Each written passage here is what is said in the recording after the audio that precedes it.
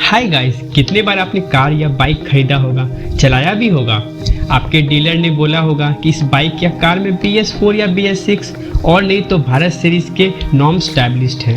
Actually ये भारत लोगो है क्या, इसे क्यों ऑटोमोबाइल कंपनी लगाते हैं, and most important why government and automobile maker have jump from BS4 to BS6 and totally ignored BS5 is most important to know to everyone. तो चलिए जानते हैं इसके बारे में।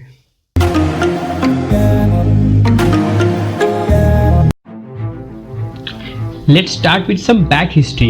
It all started in 1991 called Vehicle Emission Norms in India with petrol vehicle and 1992 for diesel vehicle by using upgrade technology जैसे कि catalytic converter. इसका काम था हार्मफुल एग्जॉस्ट इमिशन को कम कर सके। इसका मेन एम ये था कि एग्जॉस्ट गैस जो कि निकलता है फ्यूल से उसको लेड फ्री और लो सल्फर कंटेंट बना सके। 29 अप्रैल 1999 को सुप्रीम कोर्ट ऑफ इंडिया ने कंपनी ऑफ इंडिया को कि वो यूरोपियन इमिशन स्टैंडर्ड को फॉलो करे जैसे कि यूरो 1 जिसका नाम दिया गया बाद में इंडिया में इंडियाज 2000 नॉर्म्स इन जून 1 1999 को, और यूरो 2 नॉर्म्स को 1 अप्रैल 2000 में सारे NCR में लागू करने को कहा गया। पर ऑटोमोबाइल कंपनी तैयार नहीं थी इतनी जल्दी पूरे इंजन सिस्टम को यूरो 2 नॉर्म्स के अकॉर्डिंग चेंज करने के लिए। जब 2002 में मार्शल कमेटी ने यूनियन गवर्नमेंट को रिपोर्ट पेश किया जिसमें कमेटी द्वारा यूरो बेस्ड इमिशन नॉर्म्स को इंडिया में पूरे रोड मैप में प्रेजेंट किया, यहाँ से BS नॉर्म स्टार्ट हुआ। BS का मतलब होता है भारत स्टेज 2, ठीक है। इस नॉर्म का मेन एम है कि एयर पोल्यूशन को कम किया जा सके जो भी ऑटोमोबाइल व्हीकल से निकलता हो। और 2003 में नेशनल ऑटो फ्यूल पॉलिसी ने ऑफिशियली अनाउंस किया कि भारत स्टेज 3 या BS3 को रोड मैप प्रेजेंट किया जाए जो कि 2005 से 2010 तक चलेगा, और उसी बीच BS2 को पूरे नेशन में अप्लाई किया जाएगा अकॉर्डिंग टू चार्ट गिवन जैसे दिख रहा है हमें चार्ट पे। जैसा कि प्लान किया गया था कि 2019 में मेजर सिटीज़ में और 2021 में होल नेशन में BS5 को इम्प्लीमेंट किया जाएगा, but government is too late to realize and India का एयर पोल्यूशन लेवल इतना हाई होता देख स्पेशली दिल्ली और NCR एरियाज में सुप्रीम कोर्ट ने गवर्नमेंट को ऑर्डर दिया कि BS6 को अप्रैल 2021 तक इम्प्लीमेंट किया जाए क्योंकि BS5 नॉर्म्स में कुछ मेजर चेंजेस नहीं किया गया था, ऑलमोस्ट सेम ही था। इसलिए गवर्नमेंट ने इसे स्किप करने का ऑर्डर दिया और ताकि Indian emission standard European standard से मैच किया जा सके। जैसा कि हम लोग चार्ट पे देख सकते हैं इंडियन इमिशन स्टैंडर्ड के अकॉर्डिंग 4 व्हीलर व्हीकल को किस तरह अप्लाई किया गया हर साल और हर यूरो स्टैंडर्ड के अकॉर्डिंग। जैसा कि पहले इंडिया 2000 अप्लाई किया गया था यूरो 1 स्टैंडर्ड के अकॉर्डिंग जो था ईयर 2000 में, जिसमें हमें नेशन वाइड इसको अप्लाई किया गया। उसके बाद आई है भारत स्टेज 2 जो कि यूरो 2 के अकॉर्डिंग इस्टेब्लिश किया गया था, ठीक है। तो इसमें क्या हुआ था आपका कि 2001 में इसको पहले NCR और मेजर सिटीज़ में अप्लाई किया गया जैसे कि मुंबई, कोलकाता और चेन्नई। उसके बाद यूरो 2 को 2003 में ये 13 सिटीज़ के अकॉर्डिंग NCR के साथ भी अप्लाई किया गया था, लेकिन बाद में 2005 में ये आके टोटल होल नेशन वाइड पे अप्लाई किया गया। उसके बाद Bharat stage 3 that is BS3 जिसको अप्लाई किया गया था यूरो स्टैंडर्ड 3 के अकॉर्डिंग जो भी स्टैब्लिश हुआ था 2005 में, क्योंकि यहाँ पे 04 इंडिकेट करे आपका 4th month that is April month में अप्लाई हुआ था। ये कहाँ अप्लाई हुआ था, पहले NCR में हुआ था और उसके बाद 13 सिटीज़ में हुआ था, खासकर जो मेंशन किया हुआ नीचे में, ठीक है। लेकिन ये 2005 से 2010 तक ही कंटिन्यू मेजर सिटीज़ में ही चला, 13 मेजर सिटीज़ NCR में चला, लेकिन 2010 के में ये पूरे नेशन वाइड में अप्लाई हुआ था।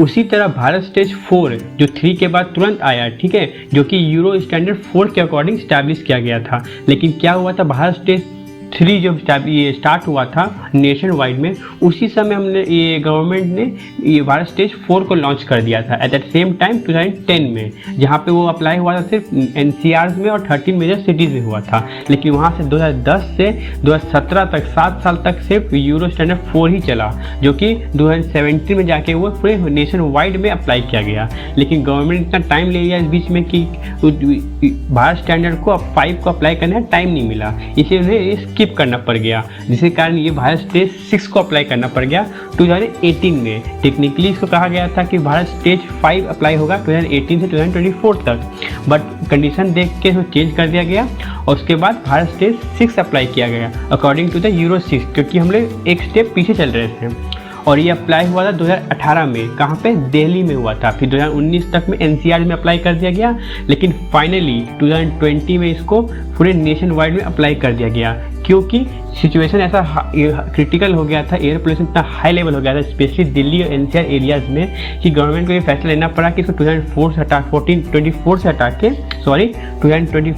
के 2020 तक लाना पड़ा। ठीक है, तो इस तरह ये अप्लाई हुआ पूरे इंडिया में 2000 से 2020 तक। अगर बात करें हार्मफुल गैसेस की जो कि निकलते हैं पेट्रोल या डीजल व्हीकल से, जिसको भारत सीरीज ने रिस्ट्रिक्ट किया गया है, अकॉर्डिंग टू डाटा देखा जाए तो पेट्रोल इंजन का बात करें तो पेट्रोल इमिशन नॉर्म्स के अकॉर्डिंग BS3 और BS4 में ड्रास्टिक चेंज किया गया था। जैसा कि आप देख सकते हैं कार्बन मोनोऑक्साइड के बारे में कि 2.3 से सीधा 1 पे डिफ्रेंशिएट किया गया है, कम किया गया है। ठीक है, ये सारे डाटा क्या है आपका ग्राम पर किलोमीटर के अकॉर्डिंग है आपका। यहाँ पे हाइड्रोकार्बन भी हाफ हो गया है और नॉक्स भी आपका, नाइट्रोजन ऑक्साइड भी आपका ऑलमोस्ट हाफ हो गया है। ठीक है, उसके बाद देखा जाए BS4 और BS6 के बारे में तो कोई ज़्यादा चेंजेस नहीं किया गया है, दोनों सेम ही है ऑलमोस्ट। ठीक है, लेकिन मेजर चेंजेस कहाँ पे किया गया था, मेजर चेंजेस किया गया था पार्टिकुलेट मैटर पे, PM पे, क्योंकि पहले तो ये इसको कंसीडर नहीं किया जाता था, लेकिन इस बार के हम लोग जो यूरो 6 या BS6 निकला है भारत सीरीज 6, उसमें हम लोग पार्टिकुलेट मैटर को इंक्लूड किए, इसको भी काउंट किया गया है कि इसका भी हार्मफुल गैस का इफेक्ट कितना इफेक्ट पड़ रहा है इन्वायरमेंट में, उसको भी कंसिडर किया जाए। अगर हम लोग बात करें डीजल इमिशन की तो डीजल इमिशन में भी कार्बन मोनोऑक्साइड में भी कुछ डिक्रीज हुआ है। ठीक है, लेकिन BS4 और BS6 में वो सेम है। इसके बाद अगर बात करें हम हाइड्रोकार्बन की, उसको कंसीडर नहीं करते यहाँ पे। और नॉक्स की बात किया जाए तो ये भी 50% पहले हुआ था 3 से 4 के बीच में, और सिर्फ 4 के 6 के बाद ये ड्रास्टिक चेंज हुआ है, almost like more than 70% decrease reduce किया गया है इसको। और अगर बात किया कंबाइंड हाइड्रोकार्बन और नॉक्स की तो ये भी तो पहले हाफ हुआ, लेकिन इसके बाद जो ड्रास्टिक चेंज हुआ है ये भी ऑलमोस्ट हो गया है, हाफ के बराबर हो गया है। यहाँ पे मेन मैटर क्या है, पार्टिकुलेट मैटर के बारे में बात किया गया है। पहले तो इसको डिक्रीज किया गया था हाफ से, लेकिन यहाँ पे फिर भी यहाँ पे मोर देन लाइक 80% इसको रिड्यूस किया गया है फ्रॉम BS4 से BS6 की तरफ, अकॉर्डिंग टू डाटा दिया गया है।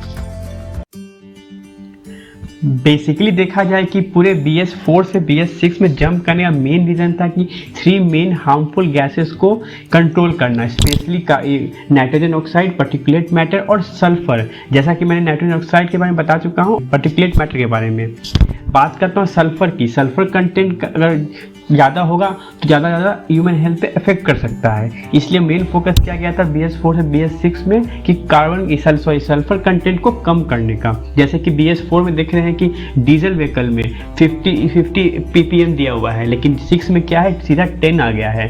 ठीक है, ड्रास्टिकली चेंज किया गया है। उसी तरह पेट्रोल व्हीकल में भी 30 था, 30 से BS4 से BS6 में क्या हो गया है 10 हो गया है। इसको भी ड्रास्टिकली चेंज किया गया है, स्पेशली सल्फर कंटेंट को।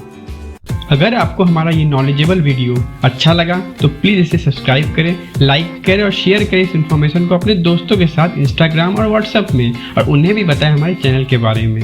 Thank you.